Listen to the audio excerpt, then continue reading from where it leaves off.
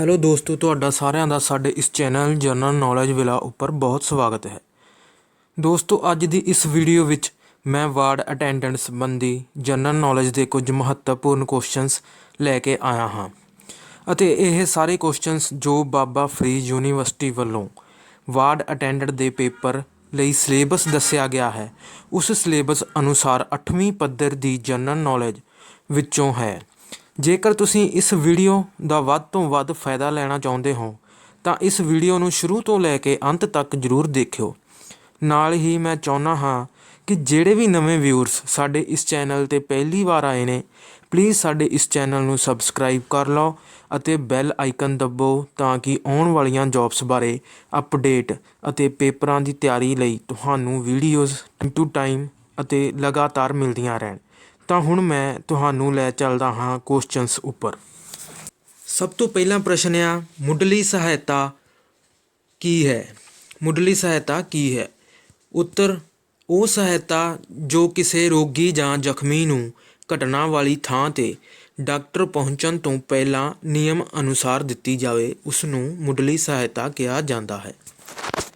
Next ਪ੍ਰਸ਼ਨ ਆ, ਮੁੱਢਲੀ ਸਹਾਇਤਾ ਲਈ ਕਿਹੜਾ ਕਿਹੜਾ ਸਮਾਨ ਜ਼ਰੂਰੀ ਹੈ?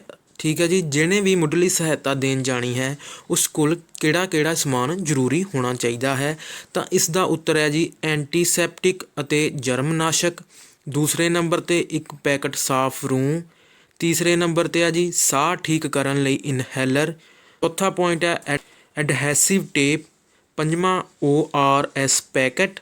ਛੇਵੇਂ ਨੰਬਰ 'ਤੇ ਪੱਟੀਆਂ ਅਤੇ ਸੱਤਵੇਂ ਨੰਬਰ 'ਤੇ ਇਸ ਕੋਲ ਥਰਮਾਮੀਟਰ, ਕੈਂਚੀ, ਚਿਮਟੀ ਅਤੇ ਟਾਰਚ। ਜਿਹੜਾ ਇਹ ਸਮਾਨ ਹੈ ਮੁੱਢਲੀ ਸਹਾਇਤਾ ਦੇਣ ਵਾਲੇ ਕੋਲ ਜ਼ਰੂਰੀ ਹੋਣਾ ਚਾਹੀਦਾ ਹੈ। ਅਗਲਾ ਪ੍ਰਸ਼ਨ ਹੈ ਜੀ, ਭੋਜਨ ਦਾ ਮੁੱਖ ਕੰਮ ਕੀ ਹੈ? ਉੱਤਰ ਆ, ਭੋਜਨ ਸਰੀਰ ਦੇ ਟੁੱਟੇ ਭੱਜੇ ਸੈੱਲਾਂ ਦੀ ਮੁਰੰਮਤ ਕਰਦਾ ਹੈ। ਨੈਕਸਟ ਪੁਆਇੰਟ ਆ, ਸਰੀਰ ਨੂੰ ਸ਼ਕਤੀ ਅਤੇ ਊਰਜਾ ਪ੍ਰਦਾਨ ਕਰਦਾ ਹੈ। ਨੈਕਸਟ ਪ੍ਰਸ਼ਨ, ਸੰਤੁਲਿਤ ਭੋਜਨ ਤੋਂ ਕੀ ਭਾਵ ਹੈ? ਬੈਲੈਂਸ ਡਾਈਟ ਤੋਂ ਕੀ ਭਾਵ ਹੈ? ਉੱਤਰ ਹੈ ਜੀ ਜਿਸ ਵਿੱਚ ਸਾਰੇ ਪੌਸ਼ਟਿਕ ਤੱਤ ਉਚਿਤ ਮਾਤਰਾ ਵਿੱਚ ਜਿਵੇਂ ਪ੍ਰੋਟੀਨ, ਚਿਕਨਾਈ, ਖਣਿਜ, ਲੂਣ, ਵਿਟਾਮਿਨ, ਪਾਣੀ ਅਤੇ ਕਾਰਬੋਹਾਈਡਰੇਟਸ ਮੌਜੂਦ ਹੋਣ, ਉਸ ਨੂੰ ਸੰਤੁਲਿਤ ਭੋਜਨ ਕਿਹਾ ਜਾਂਦਾ ਹੈ। ਕਿਸ਼ੋਰ ਅਵਸਥਾ ਵਿੱਚ ਸਰੀਰ ਨੂੰ ਕਿਸ ਪ੍ਰਕਾਰ ਦੇ ਭੋਜਨ ਦੀ ਲੋੜ ਹੁੰਦੀ ਹੈ? ਕਿਸ਼ੋਰ ਅਵਸਥਾ ਮਤਲਬ ਜਿਹੜੇ ਨਿਆਣੇ ਹੁੰਦੇ ਨੇ, ਜਿਵੇਂ ਕਿ 10-15 ਸਾਲ, ਇਹਨਾਂ ਨੂੰ ਜਿਹੜੀ ਸਭ ਤੋਂ ਵੱਧ ਭੋਜਨ ਦੀ ਲੋੜ ਹੁੰਦੀ ਹੈ, ਇਸ ਵਿੱਚ ਇਹਨਾਂ ਦੇ ਭੋਜਨ ਵਿੱਚ ਕਿਹੜੇ ਕਿਹੜੇ ਤੱਤ ਹੋਣੇ ਚਾਹੀਦੇ ਹਨ? ਤਾਂ ਇਸ ਦਾ ਉੱਤਰ ਹੈ ਜੀ ਵੱਧ ਕੈਲੋਰੀ ਵਾਲਾ ਪ੍ਰੋਟੀਨ, ਚਰਬੀ, ਪੌਸ਼ਟਿਕ ਤੱਤਾਂ ਨਾਲ ਯੁਕਤ ਭੋਜਨ। ਕਿਸ਼ੋਰ ਅਵਸਥਾ ਵਿੱਚ ਸਰੀਰ ਨੂੰ ਇਸ ਪ੍ਰਕਾਰ ਦੇ ਭੋਜਨ ਦੀ ਜ਼ਰੂਰਤ ਹੁੰਦੀ ਹੈ। ਨੈਕਸਟ ਪ੍ਰਸ਼ਨ ਹੈ ਜੀ, CPR ਦਾ ਪੂਰਾ ਨਾਮ? ਉੱਤਰ ਹੈ ਜੀ ਕਾਰਡੀਓ ਪਲਮੋਨਰੀ ਰੈਸਿਸਟੇਸ਼ਨ। ਅਗਲਾ ਪ੍ਰਸ਼ਨ ਹੈ, ਮਰੀਜ਼ ਨੂੰ CPR ਕਿਉਂ ਦਿੱਤੀ ਜਾਂਦੀ ਹੈ? ਇਸ ਦਾ ਉੱਤਰ ਹੈ ਜੀ ਜਦੋਂ ਮਰੀਜ਼ ਦੀ ਨਬਜ਼ ਅਤੇ ਸਾਹ ਕਿਰਿਆ ਬੰਦ ਹੋ ਜਾਵੇ ਅਤੇ ਫੇਫੜਿਆਂ ਨੂੰ ਮੁੜ ਸੁਰਜੀਤ ਕਰਨ ਲਈ ਮਰੀਜ਼ ਨੂੰ CPR ਦਿੱਤੀ ਜਾਂਦੀ ਹੈ। ਮਰੀਜ਼ ਨੂੰ CPR ਕਿਵੇਂ ਦਿੱਤੀ ਜਾਂਦੀ ਹੈ? ਤਾਂ ਇਸ ਦਾ ਉੱਤਰ ਹੈ ਜਦੋਂ ਮਰੀਜ਼ ਦੀ ਸਾਹ ਕਿਰਿਆ ਬੰਦ ਹੋ ਜਾਵੇ ਤਾਂ ਮਰੀਜ਼ ਦੇ ਦਿਲ ਉੱਤੇ ਦੋਨੋਂ ਹਥੇਲੀਆਂ ਰੱਖ ਕੇ ਲਗਭਗ 30 ਵਾਰੀ ਦਬਾਅ ਪਾਓ, ਫਿਰ 2 ਵਾਰੀ ਮੂੰਹ 'ਤੇ ਮੂੰਹ ਰੱਖ ਕੇ ਸਾਹ ਦਿਓ ਜਦੋਂ ਤੱਕ ਰੋਗੀ ਦੀ ਨਬਜ਼ ਨਹੀਂ ਚੱਲ ਪੈਂਦੀ। ਅਗਲਾ ਪ੍ਰਸ਼ਨ ਆ, CPR ਕਦੋਂ ਕਰਨੀ ਚਾਹੀਦੀ ਹੈ? ਇਸ ਦਾ ਉੱਤਰ ਹੈ ਜੀ ਪਹਿਲਾ ਪੁਆਇੰਟ ਹੈ ਜਦੋਂ ਪੀੜਿਤ ਦੇ ਦਿਲ ਦੀ ਧੜਕਣ ਬੰਦ ਹੋਵੇ। ਨੈਕਸਟ ਪੁਆਇੰਟ ਆ ਜਦੋਂ ਪੀੜਿਤ ਦੀ ਨਬਜ਼ ਨਾ ਲੱਭੇ। ਤੀਸਰਾ ਪੁਆਇੰਟ ਹੈ ਜਦੋਂ ਰੋਗੀ ਦੀਆਂ ਅੱਖਾਂ ਦੀਆਂ ਹਰਕਤਾਂ ਬੰਦ ਹੋ ਜਾਣ। ਨੈਕਸਟ ਪੁਆਇੰਟ ਆ ਬੇਹੋਸ਼ੀ ਦੀ ਅਵਸਥਾ ਵਿੱਚ। ਤਾਂ ਇਹਨਾਂ ਅਵਸਥਾ ਵਿੱਚ ਰੋਗੀ ਨੂੰ CPR ਦੇਣੀ ਚਾਹੀਦੀ ਹੈ। ਅਗਲਾ ਪ੍ਰਸ਼ਨ ਹੈ ਜੀ, CPR ਕਦੋਂ ਨਹੀਂ ਕਰਨੀ ਚਾਹੀਦੀ? ਜਦੋਂ ਪੀੜਿਤ ਨੂੰ ਦਿਲ ਦਾ ਦੌਰਾ ਪਿਆ ਹੋਵੇ। ਅਤੇ ਨੈਕਸਟ ਪੁਆਇੰਟ ਹੈ ਜਦੋਂ ਪੀੜਿਤ ਨੂੰ ਸਾਹ ਔਖਾ ਆ ਰਿਹਾ ਹੋਵੇ। ਤਾਂ ਇਹਨਾਂ ਅਵਸਥਾਵਾਂ ਵਿੱਚ ਜਿਹੜੀ CPR ਮਰੀਜ਼ ਨੂੰ ਨਹੀਂ ਦੇਣੀ ਚਾਹੀਦੀ। ਨੈਕਸਟ ਪ੍ਰਸ਼ਨ ਆ, ਬਨਾਉਟੀ ਸਾਹ ਦੀ ਕਿਰਿਆ ਕੀ ਹੁੰਦੀ ਹੈ? ਰੋਗੀ ਦੇ ਰੁਕੇ ਹੋਏ ਸਾਹ ਨੂੰ ਦੁਬਾਰਾ ਚਲਾਉਣ ਲਈ ਜੋ ਵਿਧੀ ਅਪਣਾਈ ਜਾਂਦੀ ਹੈ ਉਸ ਵਿਧੀ ਨੂੰ ਬਨਾਉਟੀ ਸਾਹ ਕਹਿੰਦੇ ਨੇ। ਨੈਕਸਟ ਪ੍ਰਸ਼ਨ ਹੈ ਜੀ, ਬਨਾਵਟੀ ਸਾਹ ਦੇਣ ਦਾ ਸਹੀ ਢੰਗ ਦੱਸੋ। ਪਹਿਲਾ ਪੁਆਇੰਟ ਹੈ ਜੀ, ਸਭ ਤੋਂ ਪਹਿਲਾਂ ਰੋਗੀ ਦੇ ਮੂੰਹ ਵਿੱਚੋਂ ਜੋ ਕੋਈ ਰੁਕਾਵਟ ਹੋਵੇ ਉਸ ਨੂੰ ਦੂਰ ਕਰੋ।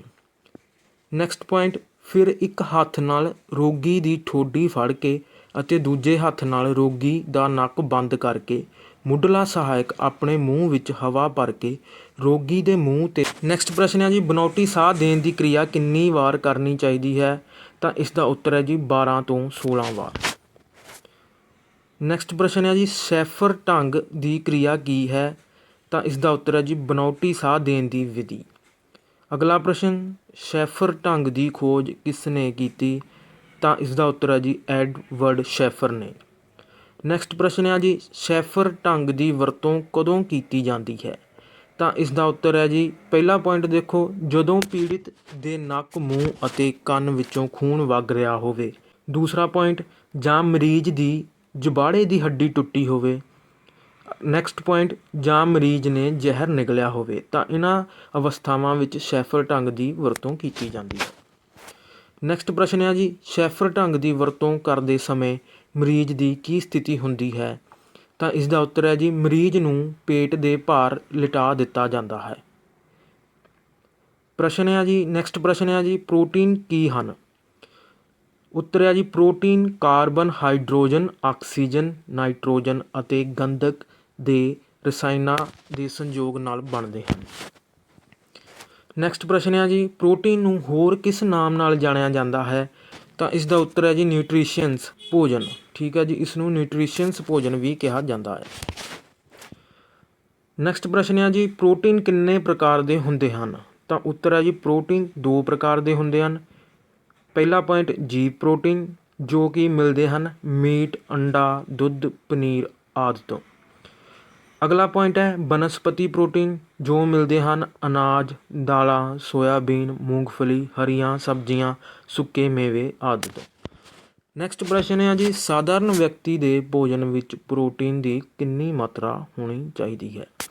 ਤਾਂ ਇਸ ਦਾ ਉੱਤਰ ਹੈ ਜੀ 50 ਤੋਂ 70 ਗ੍ਰਾਮ ਪ੍ਰੋਟੀਨ ਦੀ ਮਾਤਰਾ ਜਿਹੜੀ ਸਾਧਾਰਨ ਵਿਅਕਤੀ ਦੇ ਭੋਜਨ ਵਿੱਚ ਹੋਣੀ ਚਾਹੀਦੀ ਹੈ। ਅਗਲਾ ਪ੍ਰਸ਼ਨ ਹੈ ਜੀ, ਘਟਨਾ ਵਾਲੀ ਥਾਂ 'ਤੇ ਐਂਬੂਲੈਂਸ ਬੁਲਾਉਣ ਲਈ ਕਿਹੜਾ ਨੰਬਰ ਡਾਇਲ ਕਰਨਾ ਪੈਂਦਾ ਹੈ। ਤਾਂ ਇਸ ਦਾ ਉੱਤਰ ਹੈ ਜੀ 108 ਨੰਬਰ। ਨੈਕਸਟ ਪ੍ਰਸ਼ਨ ਹੈ ਜੀ, ਪ੍ਰੋਟੀਨ ਦੇ ਕਾਰਜ।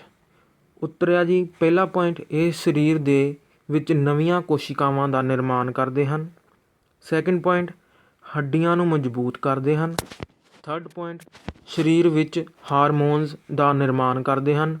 ਫੋਰਥ ਪੁਆਇੰਟ ਹੈ ਜੀ, ਬਿਮਾਰੀਆਂ ਦਾ ਟਾਕਰਾ ਕਰਨ ਵਿੱਚ ਸਹਾਇਕ ਹੁੰਦੇ ਹਨ। ਨੈਕਸਟ ਪ੍ਰਸ਼ਨ ਹੈ ਜੀ, ਵਾਧੂ ਪ੍ਰੋਟੀਨ ਦੇ ਨੁਕਸਾਨ। ਉੱਤਰ, ਵਾਧੂ ਪ੍ਰੋਟੀਨ ਨਾਲ ਜਿਗਰ ਅਤੇ ਗੁਰਦਿਆਂ ਦੇ ਰੋਗ ਹੋ ਜਾਂਦੇ ਹਨ। ਦੂਸਰਾ ਪੁਆਇੰਟ, ਜੋੜਾਂ ਵਿੱਚ ਦਰਦ ਸ਼ੁਰੂ ਹੋ ਜਾਂਦਾ ਹੈ। ਤੀਸਰਾ ਪੁਆਇੰਟ, ਲਹੂ ਨਾਲੀਆਂ ਸਖਤ ਹੋ ਜਾਂਦੀਆਂ ਹਨ।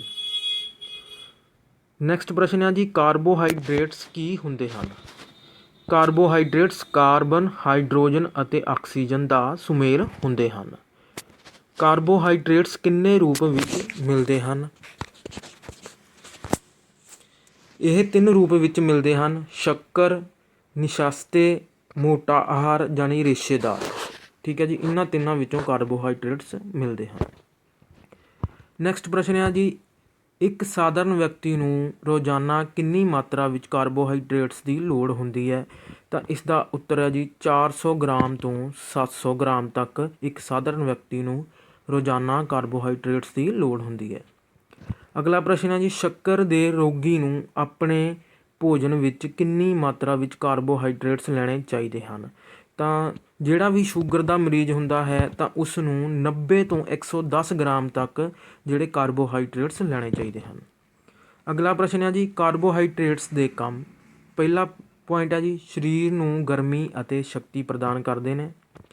ਦੂਸਰਾ ਪੁਆਇੰਟ, ਪਾਚਨ ਕਿਰਿਆ ਵਿੱਚ ਸਹਾਈ ਹੁੰਦੇ ਨੇ। ਤੀਸਰਾ ਪੁਆਇੰਟ ਹੈ ਜੀ, ਸਰੀਰ ਦਾ ਤਾਪਮਾਨ ਸਹੀ ਰੱਖਦੇ ਨੇ। ਨੈਕਸਟ ਪ੍ਰਸ਼ਨ ਹੈ ਜੀ, ਪਾਣੀ ਕੀ ਹੈ। ਪਾਣੀ ਹਾਈਡਰੋਜਨ ਅਤੇ ਆਕਸੀਜਨ ਦਾ ਇੱਕ ਯੌਗਿਕ ਹੈ। ਨੈਕਸਟ ਪ੍ਰਸ਼ਨ ਹੈ ਜੀ, ਸਾਧਾਰਨ ਵਿਅਕਤੀ ਨੂੰ ਰੋਜ਼ਾਨਾ ਕਿੰਨਾ ਪਾਣੀ ਪੀਣਾ ਚਾਹੀਦਾ ਹੈ। ਇੱਕ ਸਾਧਾਰਨ ਵਿਅਕਤੀ ਨੂੰ ਰੋਜ਼ਾਨਾ 1.5 ਤੋਂ 2.5 ਲੀਟਰ ਪਾਣੀ ਪੀਣਾ ਚਾਹੀਦਾ ਹੈ।